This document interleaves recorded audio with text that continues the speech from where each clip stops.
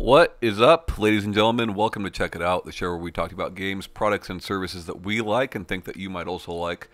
My name is Tommy Shelby. With me, as always, Mr. Ryan Robinson. Hi, guys. Shanae Howard, absent once again.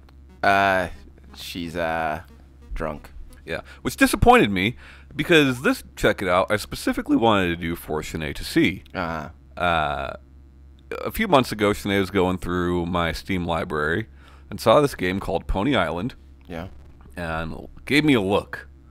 Like, Tom, what are you doing playing this little girl's game, Tom? How does she know? And I'm like, Shanae, you don't know what you're talking about. Pony Island is awesome. Mm-hmm.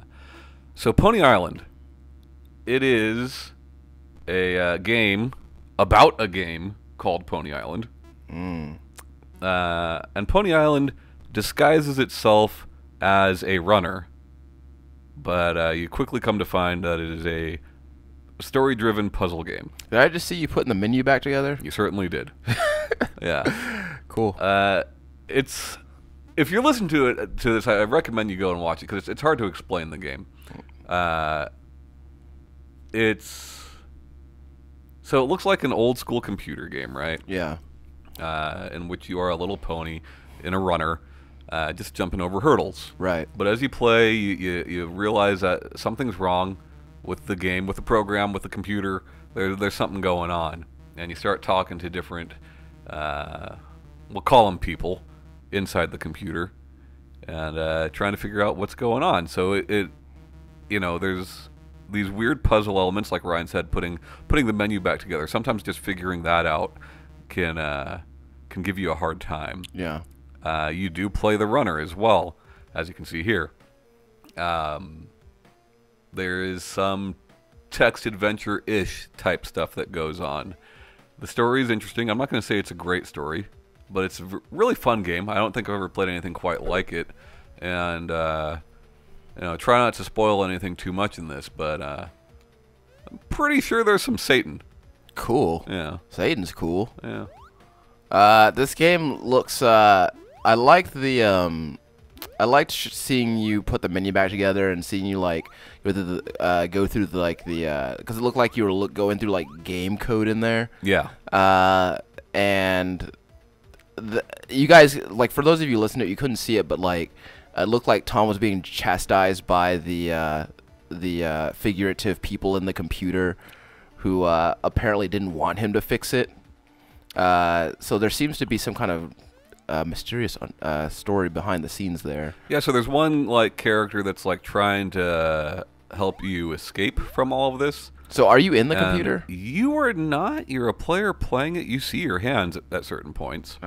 This is interesting right here. This is a puzzle to get like different things working, whether it be certain menus or cheats for the game or whatever. You basically have to get the key to go from start to finish, and this is a reoccurring puzzle. I don't know. I kind of just want to keep watching some of it just so you can see more of it, Ryan. Okay. Let's just sit here in silence.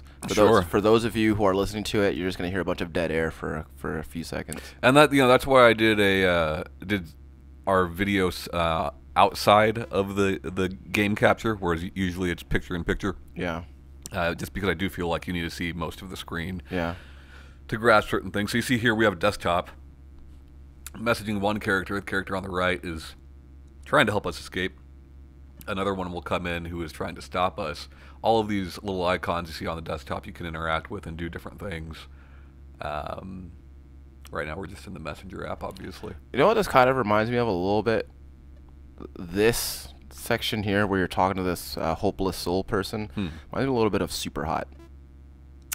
Yeah, there's actually, there's a little bit, I would say so. Like, they're definitely different types of games. Yeah. But, I can see where you're getting that. So you see a guy on the left, he's not so happy with us. Yeah, he's like, you need to stay in the computer. Yeah.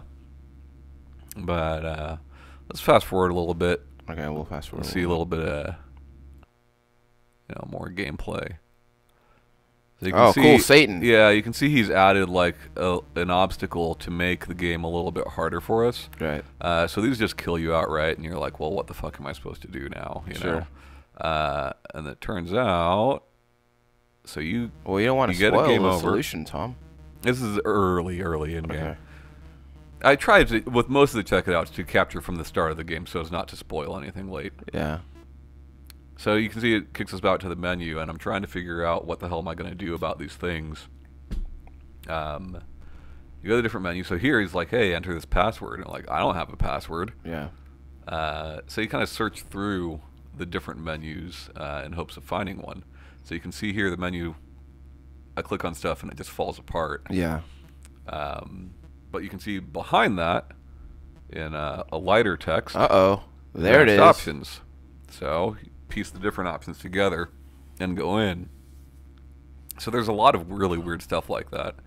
And like I said, some of it, doesn't give you... Like, look, see old prototype options down there? Yeah.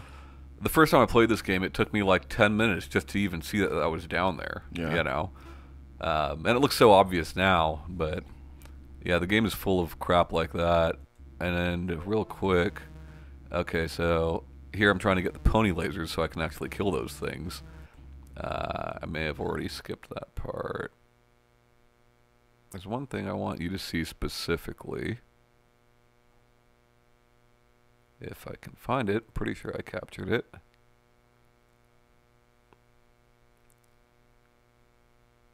Sorry, guys. Sorry for the listeners. You're okay. You're okay, Tom. They're just driving to work. Or they're Sure. at work doing something. They're at home doing, like, they might be playing a game while they listen to us, because I play games while I listen to my podcast a lot, so. Could be. Could be. Either way, I'm pretty sure they're not just sitting here solely listening to this.